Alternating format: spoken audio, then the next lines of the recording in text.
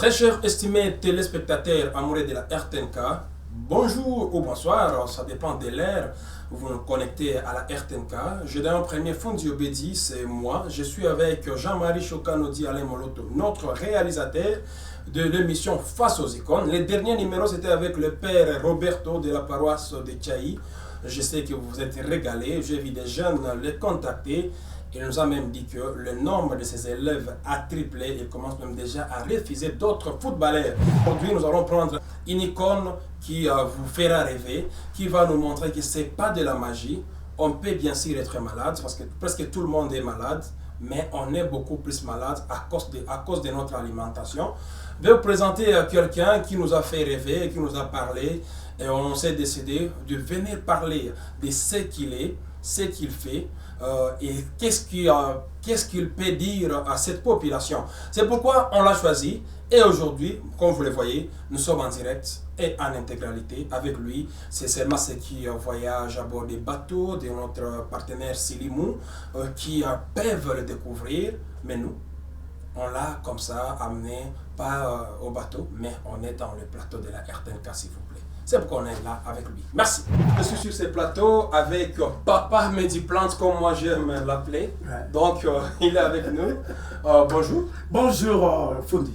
Voilà, et tous les téléspectateurs qui vous suivent de partout dans le monde, grâce à la RTNK, aimeraient d'abord vous découvrir qui vous êtes. On commence d'abord par une brève présentation. Avant de répondre à votre question, j'aimerais d'abord vous féliciter de m'avoir invité dans ce studio de la RTNK. C'est la première fois que j'y arrive et j'ai été impressionné par tout ce que j'ai vu. La deuxième chose à dire, c'est que, bon, je vais devoir me présenter, mais beaucoup de gens me connaissent déjà à travers les enseignements que je donne dans le bateau manuel et tout ce que j'ai déjà fait. Mais ce qui me concerne, je me présente, je m'appelle Arsène Masumbuko, je suis nutritionniste de formation, j'ai fait des cours en pharmacie galénique, en pharmacologie des plantes, je me suis spécialisé dans les recherches de plantes médicinales et propriétés des plantes et finalement je suis en train de diriger un siège à Bukavu qui va me permettre de vendre les produits que je fabrique à base de plantes médicinales, notamment le savon, la pommade et d'autres gammes de produits que je vais vous présenter après quelques temps. Voilà, et pour ceux qui peut-être ne vous connaissent pas dans votre vie privée, vous êtes marié? Bon, je suis marié, père de 11 enfants. J'ai fait beaucoup d'activités avant de devenir Munganga. J'avais des papeteries, j'avais des imprimeries, j'avais beaucoup de choses. J'ai même fait beaucoup de choses dans le domaine du sport. J'étais conseiller de Bukavu Dao, j'ai fait beaucoup de choses. Maintenant, il y a 20 ans que j'ai embrassé ce domaine de la recherche en médecine naturelle, en plantes médicinales. Et je me suis spécialisé finalement en nutrition. C'est dont je vais parler maintenant dans ce studio de la radio RTNK. Voilà. Ce qui est vrai, Jean-Marie Chokano, avec tous les téléspectateurs, dans le monde médical, surtout les tradis praticiens, il y a plusieurs charlatans. Mais on a voulu vraiment comprendre. On l'a invité ici, pas seulement pour faire la publicité de médecins tradis modernes, parce qu'ils ne sont pas tous charlatans, mais nous allons parler d'un homme instruit, un homme formé. Mais à part le fait d'être médecin ou tradit moderne, vous écrivez aussi, hein, parce que je vois dans le bateau, vous... Oui, j'écris, je suis en train de préparer un livre que je vais mettre à la disposition de mes clients. Pour le moment, je conçois d'abord une préparation de l'endroit où les gens viendront s'approvisionner, c'est-à-dire j'ai construit au quartier industriel un siège, un bâtiment qui va me permettre d'approcher les gens convenablement, parce que les gens me voient toujours dans le bateau, ils me posent des questions, où je suis, on peut me repérer facilement. Alors avec ces navettes, je suis en train de penser que je vais arrêter et je vais commencer à recevoir les gens dans un cabinet où ils peuvent s'asseoir calmement, comme nous sommes dans cette salle. Ils peuvent parler de leurs problèmes de santé calmement. Dans le bateau, parfois nous avons des difficultés pour examiner les gens, pour écouter les gens calmement, parce que nous enseignons dans la masse et ce n'est pas facile. Voilà. Alors je pense que cette année, nous aurons la chance d'avoir ce cabinet et les gens viendront là-bas au quartier industriel pour se faire soigner. Ils découvriront avec moi que nous avons des capacités de faire des bonnes choses et ils ne seront pas déçus. Ce qui nous intéresse beaucoup, et c'est même pourquoi on s'est décidé de vous inviter, vous ne faites pas des choses comme les autres, mais vous profitez de ce que vous avez étudié. Vous nous avez dit que vous êtes nutritionniste. Et en parlant de nutritionniste, on voit directement quelqu'un qui a étudié comment nourrir les gens, je pense. Hein? Comment vivre sain grâce à la nourriture. Je ne sais pas, c'est aussi la nourriture que vous utilisez pour guérir les gens. Oui, on va présenter, pour ma petite présentation, j'ai amené mon certificat de formation. J'ai fait une formation accélérée en nutrition, ici à côté de chez vous, ici, à l'église adventiste. Hein. Ouais. Ils ont eu à nous former là-bas et nous avons reçu une bonne formation. J'ai voulu présenter ce papier parce que d'aucuns nous confondent. Hein. Ils disent que peut-être ce sont des charlatans, des gens qui viennent se vanter dans le bateau alors qu'ils n'ont pas étudié. Je présente d'abord ce papier pour confirmer que j'ai été formé, pas à l'ISER ou pas à l'ISTEM, mais on a fait une formation d'une année et j'ai obtenu un certificat de prestations, de bonnes prestations. C'est la raison pour laquelle on va parler de la nutrition avec vous. Bon, on ne va pas abonder toute la matière parce que nous sommes pris par le temps. Ouais. Et nous allons parler un peu des aliments et surtout comment éviter des maladies suite à une certaine discipline des choix des aliments. Si quelqu'un sait choisir ces aliments, il peut éviter aussi des maladies. Quels sont les aliments qu'il faut plutôt consommer le plus souvent possible? Il faut commencer par les légumes, le fruit, les céréales et surtout manger crudité. Les aliments contre-indiqués, ce sont les aliments comme la viande rouge avec beaucoup de graisse animale et tout ça qui sont dangereux pour la santé. Mais sinon, ceux qui consomment les aliments comme les fruits, les légumes, ils peuvent voir leur vie prolongée parce que là, il y a des vitamines, des protéines, des oligo-éléments et tout ça. Et en consommant cela, le corps se soigne à partir de ces aliments-là. À l'époque, nos parents vivaient 80-100 ans, il n'y avait pas d'hôpital. Les gens se soignaient sans le savoir avec ce qu'ils mangeaient comme aliments. Par exemple, je vais vous donner l'exemple de petits pois. On dit que c'est un aliment bien pour le système nerveux, pour le cœur. J'ai tenté l'expérience avec une personne qui était malade. Elle a essayé de consommer cela. Il avait vraiment un battement extrême du cœur. Et après avoir consommé, une heure après, il s'est remis. Donc il avait perdu l'argent à Kampala. Il avait reçu un coup dur. Et en rentrant, il avait ce coup-là, ce choc. Et il a consommé cet aliment. Il s'est senti apaisé. Ma femme m'a voulu piquer une crise de l'hypertension la semaine passée. Et je vais utiliser le fruit, les jus de citron, et mélangé à quelques gousses d'ail, 3 gousses. On l'a mis sur une cuillère à soupe et elle a consommé le tout en une fois et elle se sentit récupérée dans 10 ou 15 minutes après. Ce qui signifie qu'avec les aliments, on peut sauver quelqu'un même dans un état grave. Alors nous conseillons aux gens qui sont dans leur maison d'avoir tous ces aliments comme les oignons, les ail et d'autres éléments qui peuvent les aider en cas de danger. Parce que la médecine, la pharmacie commence d'abord dans sa propre maison avant d'aller à l'hôpital. On va à l'hôpital pour le dernier recours, mais il faut commencer à avoir une petite pharmacie, même en aliments. On peut avoir les amarantes, on peut avoir les choux, on peut avoir quelques carottes, surtout les céleris, pour que en cas de danger, on puisse se sauver. C'est pourquoi je profite de l'occasion pour encourager les gens qui ont des petits jardins à avoir, et cultiver les amarantes, les céleris, tout ça. Ce sont des médicaments, ce sont aussi des aliments. Je les encourage vraiment. Voilà, merci.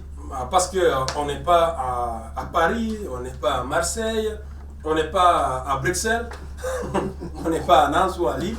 Permettez-nous de parler swahili, je pense que... Ah oui, on peut parler swahili. On a tué des maneno, on va t'en pas de swahili. Mimi najua ile maneno. Mimi mganga tunzaka watu, lakini nafanyaka uhimizaji ndani ya chombo Emmanuel na chombo mbalimbali. Lakini sasa leo nimepata neema ya kualikwa na ndugu fundi Obedi juu ya kuzungumza juu ya afya, juu ya chakula, juu ya maisha, juu ya namna kufanya. Nimesema hapa kama chakula ni dawa, pia ni ya lazima kwa mwanadamu kwa kuishi. Sasa mtu akifanya siku 10 bila hali, anakufa. Ile inajulikana. Hata kama hakuna magonjwa, kifo inaweza kutokea. Ndio maana tunakonsea watu wajue kuchagua chakula chenye kinatakiwa kula ni chakula cha mboga, chakula sawa vile matunda na machakula mengine, lakini chakula yenyewe kwa hatari sana ni manyama zetu za ng'ombe, machakula mbalimbali zile zina magonjwa mbalimbali. Huko nasikia leo wanasema juu ya coronavirus, unasikia wanasema juu ya Ebola, mingi nataka mazile nyama. nimepata mtu mmoja aliyewahi kusafiri Kisangani na kule nyama zenye hizo nyama pori, ile nyama haikupimwa kwenye vipimo vya veterinaire, na hii nyama imefanyisha diarrhea usiku mzima. Huyu bwana ameponea bahati. Ndio kusema kwa leo mboga ni vizuri kabisa kuzitumia, sababu tumefanya constat. Lenga kwa mfano ni dawa ya moyo, tuanga unakunywa maji yake inaweza kukusaidia. Lenga kwa mfano unaweza kuwa na shida mbalimbali, kwa mfano mkongo unakuumiza, unafanya kataplamu ile togotesha ndani ya maji, unabandia kwenye mkongo itakutuliza. Lenga kwa mfano mtu anakuwa mwenye amekunywa dawa, kuna wakati watu wanashirika nyumbani wanajipatia vidonge wanataka kujiua. Kwa mfano akitumia akigonga lenga kutumia maji ya lenga inaweza kuzuia ile sumu isiwe mtu. So ni chakula tu. Mtu anaweza kupata shida bila na hapo. Kuna watu wengine nisema hapa kama bibi yangu alipata shida Goma, watu walimderanger kidogo akapiga crise hypertension. Tumesoma katika masomo ya kiganga kama unakamata citron yazo vitu za moyo, unakamulia kwenye kijiko, unakamata na punja tatu ya yote unatafuna na meza, kisha dakika sawa 15 au 20 unaweza ukapona. Hii ni mfano wa kueleza watu kama hatuna mafarmasisi wanafundi wa nyumba, ili chakula fulani inaweza kutusaidia. Wale kuna frigo, congélateur, wanaweza kuweka ile, na wakati danger iko surtout wale hypertendu. C'est pour ça qu'il y a Nidhani watazamaji mnaona kama hatukia fanya emission ya Batradi moderne usema zina remplacer fulani. Non, nilikuya ongelea importance ya chakula ku santé ya binadamu. Na kila mashaenda mubato, Emmanuel, d'ailleurs na conseiller mko mnenda amu anayua munganga mwenyewe anawaambia shie labda tungali vijana, lakini mara mingi leo kisa nasema kwa wazazi wetu walikuwa wanafikisha ma 100 ans. Baba yake na baba yangu ni mzima mpaka sai, anatembea atembelee mti, atembelee kitu fulani, anakuwa na 99 ans. Ambe anakuwa hapa kwa RTNK na anatembelea mzima kabisa, hakufe macho, anakuambiaka chakula yemko mnakula leo siiwe kama itawafikisha huko. Sasa sheria. Sababu leo katia mboga kuchungu mnyumba hapakuli. Ukaleta kijazi hakuli. Ukaleta miindi hakuli. Nimefanya blage Goma, nimeita muogo. Watoto hawakula muogo, sawa watu muogo. Lakini mama walikuwa pika muogo na tuzana mishipa. Muogo ni dawa mzuri ya kutunza mtu mwenye iko na problème, par exemple ya insuffisance ya sperme. Inasaidia kwa watu kama wale. Sasa ni dawa mzuri. Mimi natengeneza nayo siro, tulifanya kwa pharmacie. Uweka ndani ya kanyanga, macération 7 jours, unaweza kupata dawa yenye katuza fièvre typhoïde. Sitareweshana. Mungu hapana, unafanya macération maana unatia kanyanga, unaweka siku 7. Ukisha kutoa unapata ile dawa, ile ndio utaweka ndani ya maji. Unamata vijiko mbili na jambo vya maji. Una fièvre typhoïde, una maumivu ya kansa, unaweza ukasikia vizuri. Tunatengeneza dawa muogo ni dawa. Sasa watu hawakuli muogo. Sijui fundi kuna muogo sio gani? Muogo ni dawa inatuzaka magonjwa ya mishipa, watu wengi hawakuli, lakini wamama wa zamani walikuwa wanapiga maragi wanaweka muogo. Wanapiga maragi wanatia kiasi. Wanatia maragi wanatia ndani viazi ya kizungu. Alors ile yote ilikuwa madawa, na ndio watu wanakumbusha watu kweli. Tusineglige ile mapishi ya mama. Ilikuwa bien. Mais si sasa unakutana fundi wa jeune wanapenda kula nyama, mchopo, nyama na kinywaji, lakini nafaa kutia usi ukumbuka kama mtu anaweza kula mboga kuchungu, ukumbuka kama mtu anaweza kula ngai, mtu anaweza kula dongo, mtu anaweza kula matembela, mtu anaweza kula, na ile nakwambia fundi secret sauta kama ushakoa kama uyao uko na panga chakula bibi atakuleta sawa, wao wengi hawapangi. Ndio maana tusoma emission kusaidia watu wakula panga. Lundi unakula lenga. Mardi unakula kwa matembele. Mercredi unakula chou. Ukafanya vile unaweza utakuwa unatuza magonjwa miswa chou na tuza estomac. Vilonda mwa estomac. Nimewahi kufanya experience kutuza mtu na chou na ponda tu chou napata maji yake. Inasaidia sana kutuza kabunda, inauaga watu. Maji ya chou ni dawa mzuri. Maji ya chou natunza sana. Unakutana mtu mwingine hajui kama ni dawa na anaineglige. Maji ya chou yenyewe majani yake yanasaidia kumase mtu kama kuna shock, inanyorosha fasi kuna lumu. Kama uko juu unaweza kufanya hata massage hapa kutumbu chini ya kitofu la lumu. Majani ya chou kwa job. Donc tuko na madawa na haiko cher, mais hatujui kama ni nini. Lakini kuna kwa ugonjwa moja inakula watu pesa hapa. Je ne suis pas vraiment déontologiquement très souple kuongea, mais comme tuliamua kuiongea, tunajitupa tulobane mmai. Nasema Faiblesse sexuelle, impuissance sexuelle. Na impuissance ile ndio magumu ya watu. Chakula kwanza ndio dawa ya faiblesse sexuelle na impuissance sexuelle. Impuissance sexuelle ni wakati mtu hapate erection. Hapate erection. Na faiblesse ni inatokea wakati mwili haipate maelemo yenye necessaire kwa kuwa na nguvu. Kwa vitamine B na vitamine B.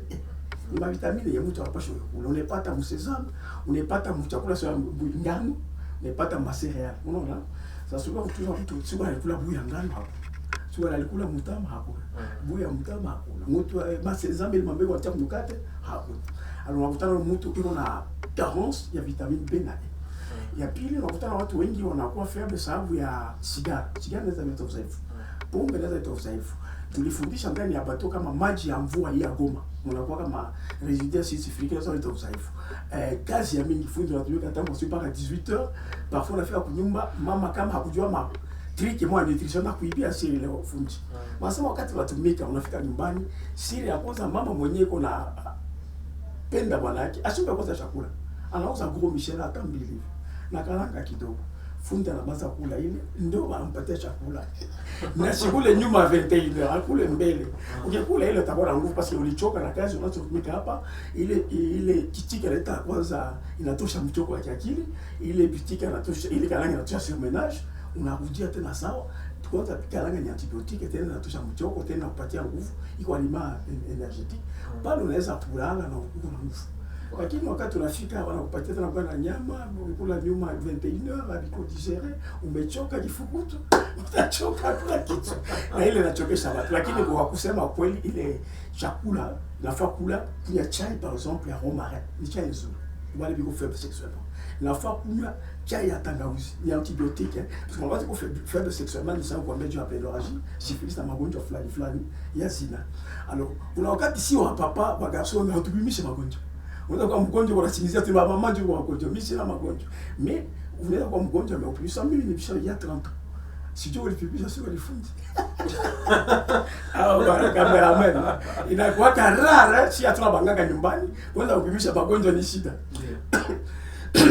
Pole. Sasa kuna wakati unaweza kuwa mgonjwa hutajua. Kuna staphylococcus, kuna gonococcus, kuna chlamydia, kuna chancre, magonjwa fulani. Alors ile ndio wanaandika vitabu hernie, blenom, syphilis, mchoko wa kazi, matelefoni, makazi mbalimbali inaweza kuchokesha mtu na afika nyumbani anakuwa pia stress. Mtu anaweza kuwa nyumbani anakukwaza, anakusumbua, hapendi kukusikia, hakupikia chakula vizuri, anakukosesha amani, ile ndio inaweza kutuma unamchukia wewe, anakuchukia, inaleta shida. Lakini kwa kweli inafaa ucreate climat ya furaha ndani ya nyumba. Ndio siri ya kwanza. Furaha ikishakuwa chakula inakuwa mzuri na mama apange vile tulisema. Ndio anapikia mboga mchungu, par exemple mboga mchungu ya iko na kafleur kama upi. Inakuwa kafrodisiaque. Baleta moleo, musobio, pareil baleta kafe. Kwa mfano samuni na samaki ya kibonde iko chakula mzuri ya papa kula. Kwa mfano muindi, papa anachukua muindi de temps en temps. Kwa mfano muogo ile tunasema unakula tako bana kumenya hata mbichi unakula kama ina mchungu. Kwa mfano unaweza kula par exemple ile masupe nazo par motel, ile supu mko un peu de céleri, mko un peu de persil, capotage. Ba mama zamani sasa kwa ndio leo watu pikiaka. Baada ya masupe wapika tena potage. Utakuwa kuja kapombe kidogo, hakuna kitu cha kutuliza, unabakia tu perdu comme ça na ile nyumba. Lakini afu kunywa chai ya tangawizi, chai ya soja, ni chai nzuri na ile inaweza kusaidia wakati kidogo kujitosha mwili hali.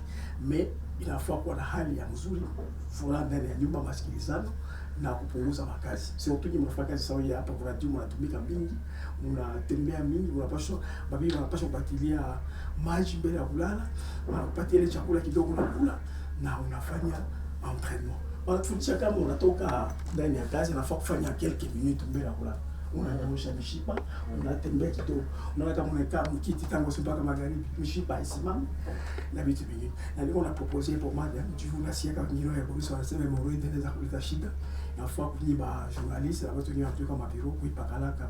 Parce que wakati unaweza kuwa dilatation avec l'anus na kunatokea maproblème juu ya kuikaa sana. Position assise prolongée kuna ma conséquences, damu itembebe mafendo za chini na inaweza kuleta magonjwa ya hemorrhoid. Mais tasiaka wa hemorrhoid sio wanasema tu hemorrhoid hapa. Kuchoka kiakili, chakula mbaya, malnutrition, infection inaanza kuwa chanzo. Sasa si mimi nataka kujua wanaubeni watu wengi wajipimisha kwanza. Hii kukimbilia tunaenda kwa polisi tu infection ile anasema ni hemorrhoid tu kueleza kwa sio hemorrhoid ni hernie. Sio hernie ni amibe. Sio amibe ilikula chakula wakipiga na maji ya mvula basi sifiri. Alo hiyo ndio magumu na hiyo watu haiseme sana jukule mambo ya chakula. Tunasikia sana wanasema hemorrhoid ndio lazima mtu kufanya. Masusi ndio lazima mtu kufanya. Lakini kazi inaweza kufanya vile. Unakuja na choka. Ni kweli. Moloto nawaza unapata masomo. Ni mwalimu kabisa. Kwanza na nawaza mtapata occasion aongelee vitabu yake na anafanyaka parce que j'étais vraiment ému sans limone iko naongea nikamzogelea na shie labda tungali babiana tusikie magonjwa lakini atuachake dawa tukisikia. Atuache dawa tukisikia kwa nisema nono. Kuya kwa RTNK tunakuwa na kipindi watu waanza taka kusaidiwa ukiongea. Hakuuza kipindi hapa kwetu parce que alikuwa iko nawaambia chakula lakini kwa ile chakula alipata madawa na zile madawa watu wanakuwa hivi kumtafuta. Sasa nitaka kumuona personnellement afike mbele ya Moloto lakini atujue katikati ya madawa ulitosha mchakula unaweza watu sitezi mwa zenye wanakuwa sahi parce que unaweza sema que kwa mfano naponyesha asthma hai ndio medicament principal ya kuponyesha asthma. Kwa mfano tunatunza asthma na hii tunda wanaita anana. Hii ni anana. Hii maganda hii ya anana ya nje unaweza kuipika unapatia mtu tunamsaidia kwa asthma. Ile ni chakula. Unaweza pia kutunza par exemple mtu mwenye iko na probleme ya cœur na ile lenga tumesema na magonjwa mbalimbali sawa vile tunaconseille ba journaliste ba cameraman kulaka carotte 2 fois par jour pendant un mois. Unaweza kuwa umepata mwangaza na kudaranger au umefika fasi kwenye unapaswa kusoma mingi kama unasoma sana. Kama unasoma fasi kwa éclairage iko faible, ile carotte inaweza kusaidia sana. Tuliconseille wale watu wanaandika coordinateur wale mwangaza ya écran ndio na Moloto la fois kula kia carotte. Sasa wanaika mbele ya écran television anaweza kufika siku macho yao ni vizuri. Umaga asili basa mafuta sasa tunasaidia kama unafika mtu kwa ana haoni tena bio mpaka na unatia quelque mtu inafunguaka mtu mwana lakini kuchakula so ile mimi napana mfano ya ile carotte ni chakula mzuri kunyie kwa kazi unafanya mtu anaandika sana mtu anasoma sana mtu kwa mbele ya ekran ile mwangaza ma telefone unaona inakuwa mwangaza yenyewe inaweza kuchokesha alors carotte iko conseil kula ba étudiant na batu mbalimbali ni message ya kuleta sawa nifika mbele ya ekran kusaidia watu wengi. Sawa iko bufumu sema shiko bufumu na tukia hapa ku concurrence ba Boris tunapata tu information batu wa sauver. Wamefanya vizuri. Merci. Moloto, juste une petite pause pour Moroso pour moi aongelee sada zenye anaweza offrir kwa watu. Hivi alitusaidia na sisi tumsaidie. Après cette toute petite pause, nous sommes de retour sur ce plateau. Me rappeler qu'il y a non, c'est l'actualité maladie à virus Ebola, il y a aujourd'hui coronavirus. Ça aussi ça nous vient de nourriture. Des nourritures, c'est pourquoi j'ai voulu parler un peu de ce que je connais. Il faut conseiller aux gens de ne pas avoir l'habitude de consommer les choses comme les serpents, comme les mouches, comme les chats qui ne sont pas examinés par les vétérinaires. Parce que tous ces animaux que nous rencontrons par-ci par-là, surtout les animaux sauvages, peuvent nous créer aussi des maladies. Il ne faut pas croire que ce qui est arrivé en Chine ne peut pas arriver aussi ici. Tout est possible si les gens ne se conforment pas bien. Moi j'étais un jour à Kabare où j'ai trouvé que les gens étaient en train de manger des petits rats là, très petits là, que les bâches appellent moulindiers. Ils avaient vraiment envie de manger. Mais parfois on peut manger un truc qui est malade et ça vous crée de maladies. C'était une parenthèse, c'était important. Quand vous voulez acheter quelque chose, il faut acheter quelque chose qui est vendu et qui est examiné soit dans une alimentation, soit au marché où les vétérinaires ont examiné, soit surtout côté viande. Il faut faire attention. Voilà.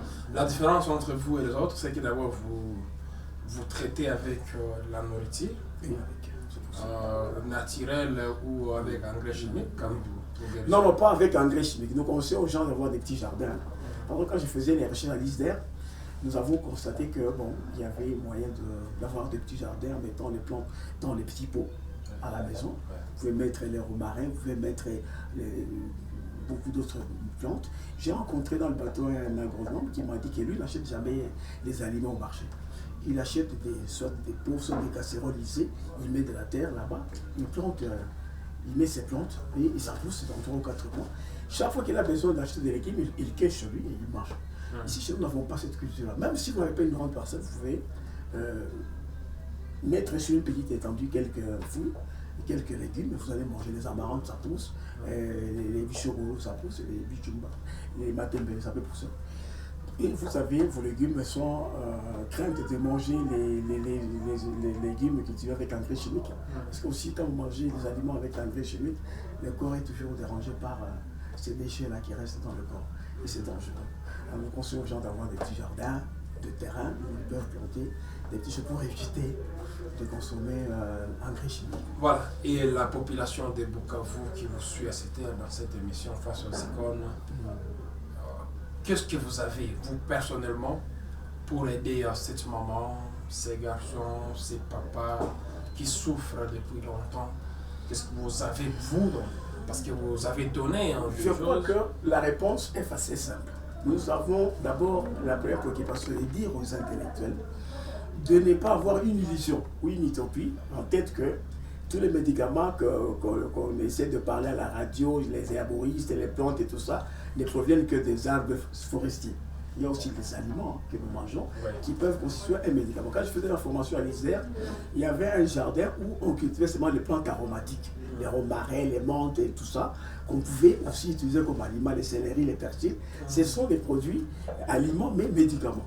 Les gens devront savoir que ça existe. Et que souvent, quand nous parlons de médicaments, les gens oublient qu'il y a ces aliments qui peuvent nous soigner. Et c'est pourquoi ils sont réticents. Moi, c'est la première idée qui m'a poussé d'aller dans le bateau et de venir ici. Parce qu'il y a beaucoup de gens, même ceux qui ont étudié à l'ISEC, qui voient les jardins, mais quand vous vous présentez comme herboriste, comme nutritionniste, ils vous négligent.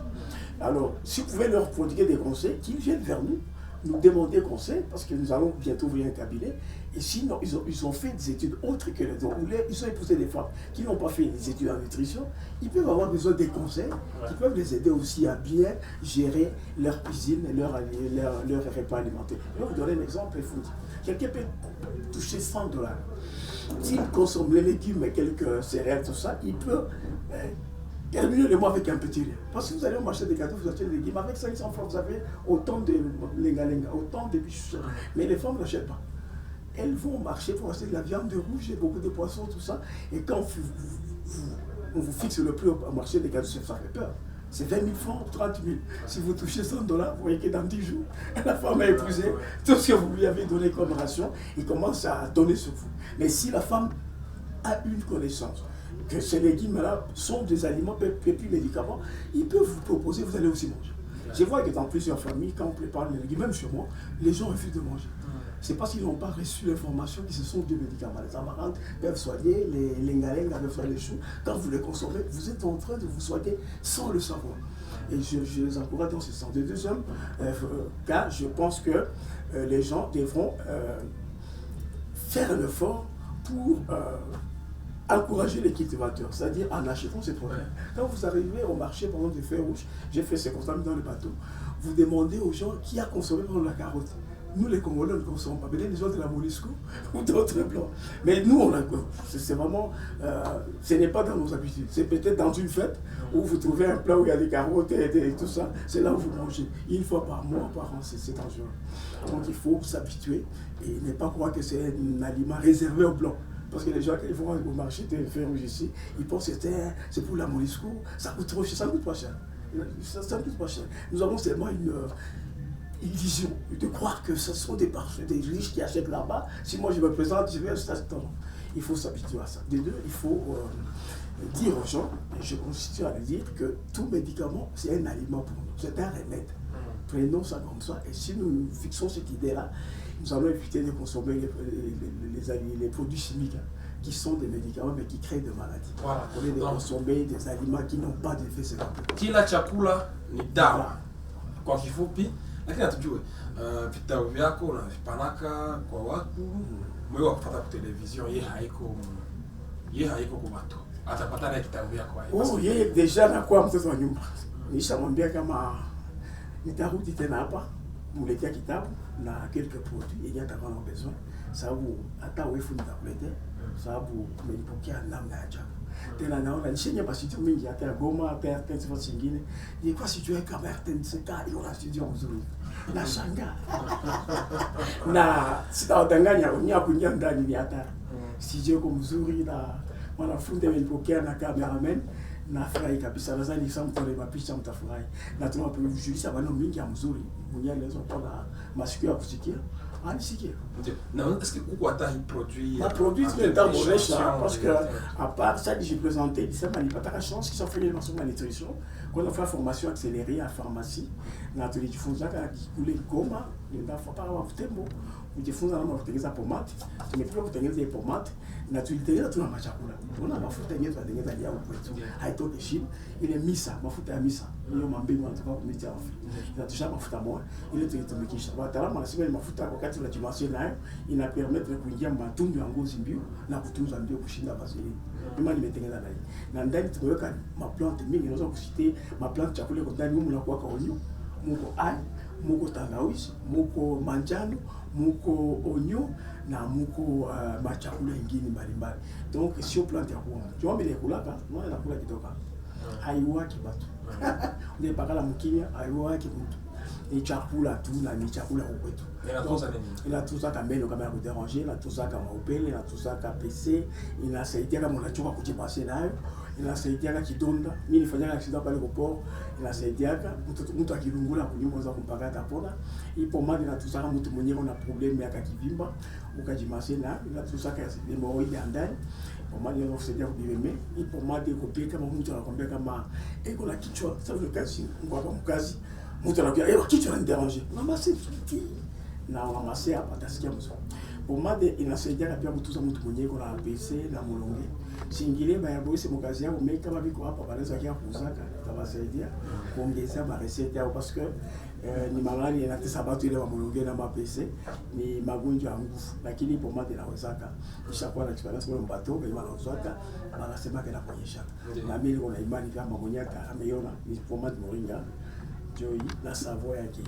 Kama ni PC unatumikisha ka savo na kausha kumwili kisha unapakana pomade, mtu atakuwa vraiment après le temps guéri. Niko na experience et puis ni wanakuta mbato bana témoignaka na tufichikake wanafunzi kutoka mbato tunaonesha watu na tunavoyaje ka souvent juu basi ishikeshe ya bongo. Unampatia mtu dawa kupona kisha unakuwa samwizi. Mara mingi tunasema vitu aponyesha na bipole, lakini conseil nipatia kwa zetu banganda nasikia wangani wanapita hapa kwa tenka wakati unatuza mtu usituele kama dawa yako tu ya mtu mjisi. Kuna mwingine unapatia dawa anakataa chumvi anakula chumvi, wanakataa kuja pombe anakuja pombe, wanakataza kufanya vitu wanatoa kila siku wanafanya vile, wanakataza kuvuta sigara anavuta sigara. So unaweza kupatia dawa sawa kupona, wanakusema wewe ndio ulituza vibaya. Ile ndio shauri napatia wenzetu wazao kupita hapa dans ma émission na wafataka na wataalamu kwa kweli, lakini kuna kwa sawa na sawa kama mgonjwa anaweza akaharibisha juu ya chakula. Usikunywe pombe anakuja pombe, usikule chumvi anakula chumvi. Kuna magonjwa mengine sawa ile hypertension haitaki chumvi. Alors kama wanatia chumvi mingi inakuwa mbaya. Na magonjwa mengine haitaki kuvuta sigara. Ni cancer par exemple ya gorge, sigara ni mbaya. Alors on anavuta sigara. Kuna wengine wana changa dawa za kizungu na za majani. Wao kujua inaweza kuleta makonsequences. Hii ndio shauri na batia wenzetu waganga wakati wana presenter ba emission hapa, wasikose kuona kusia ile. Nakupa dawa lakini angalisho. Kama wanasema usichange na dawa kizungu usichange. Wanasema usikunywe pombe usikunywe pombe. Wanasema usifanye tendo la ndoa de manière exagérée. Wanasema upimishe magonjwa. Na ingine magonjwa yanaonekana naona mara mingi ifundi watu wanatulizaka nyingi kwa sababu tunatuza magonjwa. Eske mnakuwa na vipimo? Hapa ndio nataka kuletea ingine shauri. Kuna magonjwa mengine yanaonekana nje, ni kidonda, ni kivimba, ni upele, ni vifaranga, des maladies de la peau. Na ndio mimi napendaka juu ya sabuni yangu ile magonjwa inaonekana. Maana la sote tout ça kama inapona unaona vile unapona. Sio sema paka walete ba appareil sophistiqué ndio wajue kama huyu anagonjwa kifaranga. Sio ba appareil sophistiqué ndio mtoto amelungula utaona kama analungula. Sio ba appareil sophistiqué ndio itatuma usijue kama muliziba mko fundo vitu mbalimbali. Sio ba appareil sophistiqué ndio kama ukiangalia ku sex hapo kwa bouton utaona kama kwa bouton nafunga paka la dawa inatoka. Ndio kazi ya hii madawa nje. Na hapa ile confusion haiko. unakutana watu wanasetura appareil na pima pia utapana mtu asima magonjwa yote na appareil mu consultation muko maneno mgonjwa anakuonesha na yeye anakwambia kama ni kilona anapimia nikivima ni una mdudu hapa mimi una kivi plante fulani alors ukiona unaweza kuiresoudre na dawa unaleta dawa ndio kazi ya wapoma na masafu sasa hapa kwetu ile inaisha pe kila mtu anawaza kama akileta mapare ya kupima makaru ndio anaonekana kwa special non mganga wa bien ni mwenye na consulter bien unamuongelesha kaya yako sasa vile ngoli mpokea mwapo ule kuze matatizo na chibi ukisha kusikia maplente ya mtu ndio utaweza kujua kama ni hali gani ya magonjwa tatuza muda gani ingine kitu nimeona kusiwa ganga hapa tunafika kwa radio kama kuna magonjwa yenyewe inaweza kufanya simu sio tuberculosis kupitia kufanya simu sio bien kumwambia mtu utapona mtezo hapana kama akupona atakuona umemdanganya japo ni mtu amevunjika utaambia atapona msiju hapana mtu una diabete utamtuza umwambia atapona mwemwa inafaa kujikazaka kusifikia mgonjwa namna matumizi parce que kwa magonjwa kabisa hawezi kuona usiku mmoja na diabete anapona kaka bon kuna magonjwa yenyewe ba diabétique ndio kwa bien placé kutunzwa na ba nutritionniste sababu dawa mingi yenyewe inaweza kureparer diabete ni chakula. Unaona hata kwa hospitali wanaweza kupatia insulin, mais wanakuambia usikule hiki na hiki na hiki. Donc nutrition na ujia tena mwenyewe. Inaweza kapone kama mgonjwa amejua mbele wakati na ametumia kanuni. Sababu pancreas na kwa na daki kama plante la tunza kile pancreas.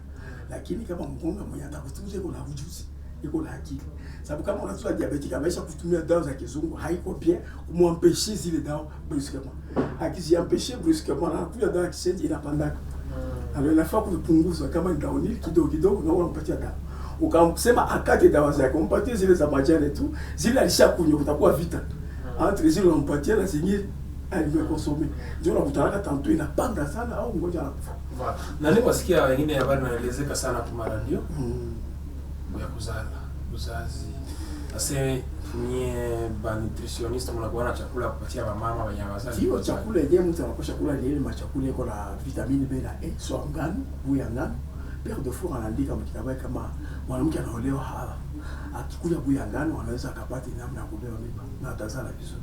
Kuna chakula mbalimbali ya vile sasa ngano mimi nasema ni chakula mzuri sana kwa vingine ame mimba sababu ya maproblème ya bali ya vurtaka biko na matrice na kapengame au vitu vingine faida fama sana au kuna kifima mtumbo au vitu fulani kuna faida sana na wenyewe ame mimba cha uchao shangazi alisema hivi bikakamata tulisoma masomo ya ngoma kama shiba Afrika tu na makutimba kuna vitu vingine mtu anaweza akaseme utavikamata sanchi yake ni hivi na kama kuna maneno ya Mungu na maneno ya uchao.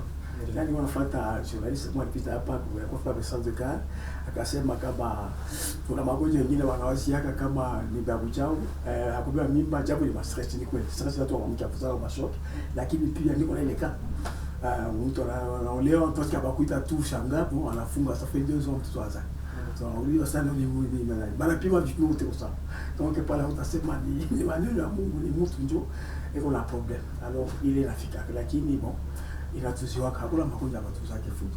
Problem yenyewe inatuma watu ni ile maprobleme ya kuogopa ya kusema kama ni babulozi ya kusema kama ni metaphysique mais magonjwa yote yanaweza kutuziwa na mtu anapona. Voilà. Toi vraiment tutakwambia tumalize. Ningependa kuonesha nishaonesha maproduit. Ndio. Kama labda hizi ni produit yetu tunaongana nazo. Mimi na produit nyingine ya mingi mais sasa hapa ningependa kujulisha watu kama mimi natengeneza kama mafuta ya nywele. Ndio atafutia mafuta ya nywele bila tengeneza na mafuta mzuri sana. Bali mimi balitia maplante nywele zinaharibika au harufu inakwenda na kichwa au imba wanaweza kuuza. Mimi nateza pia masali yenyewe inasaidia na mke yuko marié comme aphrodisiaque. C'est-à-dire la asali mke akaitumikisha ina désinfecter mwili inaleta plaisir na inafanya mwili kweke. Wengi watapenda kuuza la asali fundi ba jeune marié surtout. Wale ba jeune fiancé baba kuya tutama expliquer asali uzuri wake. D'ailleurs nataka kitabu ni sababu kwambia fundi. Wanasema kama inakuwa bien avant de faire l'amour, inafaa kula asali vitu watambili.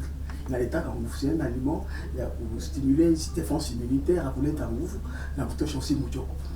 Il faut kwa kana mnyumba na wakuutiliser kwa organe génitaux na kwa na carole mwaka kuongeza désir na plaisir. Inasaidia kama kumbe kweli mimi natengeneza kama sikutapata kama mtu wa chivarie fundi oui. Omo ya ule niko na nyuma ya kamera. Atakuya tunamtengenezea style ya ile siku atafanya 1200 cha mzuri na atafurahi.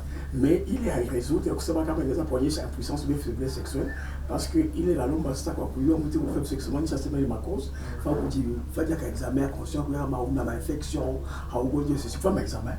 Il est sur mais quoi, comme on en forme, à ça, c'est bien plutôt charme. Vous voulez un plaisir, vous savez dire que vous rétrécir, façon, donc les dents.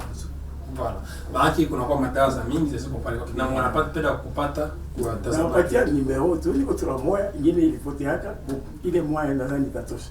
097 ndio ile mbona yuko naandika pale 097 34 85 818 ndio tu moi mina bwana na mimi nazofa maravet mais niko na vraiment na jenga siège ça itakuwa sita tena Goma bureau itakuwa pale kupir kondisien chini anaanza la fashion ndio kunyumba banaweza kuniita bila ndaka nikaenda leo na kudia kesho donc niko tout présent. Voilà. Kusema siku haitawezekana. Merci. Na nasikia nabarikiwa sana na maneno na ni mzee kabisa wetu. Ni baba wetu, sasa tutakuwa naye besoin. Mkikuwa na maulizo za zaidi kwa numero zetu ze mnaona ziko afishe pale, mnatuambia tutamwalika tena. Lakini unakuwa na magumu fulani, tumia ile numero ya kwake. Lakini nao napenda upite mfasi Ozicon, itapita unaenda kutaka hapa kila jeudi, kila vendredi, kila samedi, kila mardi na mercredi à 21h mutuite tutakuwa na possibilité na nyinyi ya kuwapitisha, lakini fast Ozicon ili wakumbusha kama grasa ya chakula unaweza ishi muda mrefu, na ndio maana tuliita specialiste nutritionniste mais aussi haiko tabile na aussi ni mzazi bazazi haiko sasa bazazi ya leo ba kishinwa balijifunza hata mkukula kupitia hata wakati ya kusaliwa haiko sasa leo. Tunaona ni kizungu tu, tunazaliwa tunakula tu chifa tuweko mafuta mausi yanatokaka. Tunashukuru sana kwa ile invitation. Si tu dis à kupigia accent bintu nafurahi parce que ndio mara kwanza na uliniprometa karakili mbato na una réaliser kwa mwanaume kabisa. Napatia sana sana. Alors kingine na kufusu na kutakia nataka tu kazi yako endeke vizuri na maisha ikuwe mrefu na uaplike ile vinyo somo ile kitabu na ukakuwa na shida unanita na kila mwenye atakuwa na shida anita. Mais niko na encourager ba jeunes vraiment bakamate système ya kuya vers les nutritionnistes. Pas tout le monde à l'hôpital, avec comme kuko aussi ba conseil à chakula. Vraiment ils sont dans la cabinet. Nous on n'a pas étudié pour rien, tu vois, ils ont chez les certificats. Unaweza kuwa na idea ya kufika. Nikutana garçon malimaliza ku système akajipika kwa kichwa nikuta patron. Celui là terminé mais à pas de gaz, il est malheureux. À mettre en pratique ce qu'il a étudié. Ouais. C'est-à-dire si à valoriser le métier. Valeur et ake mukui. Mtu kama comme vous allez à l'hôpital, tu dois consulter, tu dois pas dire chakula miss futikaki. Tu peux pas peut-être habiter des livres, on n'a pas ta information comme on fait dans le bateau. Bateau ni bakajua ndio kupona. Parce qu'en principe, on a su comme on a fourni, il y a beaucoup de baïabolis parmi eux les charlatans, parce que les constater comment et les intellectuels et ceux qui ne sont pas intellectuels, souvent tu reçois économie, droit comme domaine médical, non mais vous voulez tout. Il y a des livres, il a volé chapa. Vous n'avez vu ça dans le bateau $5. Vous voulez acheter un livre, propriété médicinale, tout ça, il y a fouillé dans là, vous pouvez acheter un livre, les $5, on n'a pas comme élément. Parce que médecine, il y a quoi qui a foutu là-bas.